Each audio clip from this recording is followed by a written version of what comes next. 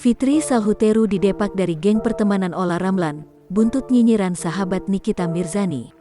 Beredarnya chat diduga milik Fitri Salhuteru yang menjelekkan Ola Ramlan di belakang berbuntut panjang.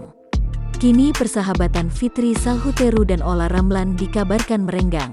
Bahkan isu kalau Ola Ramlan mendepak Fitri Salhuteru dari lingkaran pertemanannya pun kini menyeruak.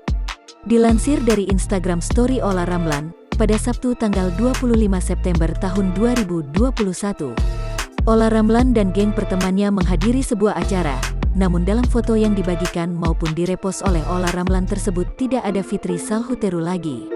Sedangkan sebelumnya, Fitri Salhuteru tidak pernah absen dalam pertemuan geng sosialita Ola Ramlan. Terlebih ketika membahas perihal produk perhiasan Ola Ramlan.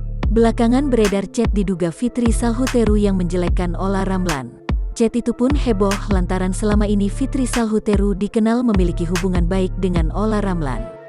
Seperti dalam kasus ketika Ola Ramlan berkonflik dengan Nindi Ayunda. Fitri Salhuteru dan Nikita Mirzani lah yang dianggap sebagai kompor dan menyampaikan rekaman suara Nindi Ayunda. Tapi kini bak tidak ada teman sejati dalam kehidupan Ola Ramlan. Jangan lupa subscribe, share, komen, dan like ya!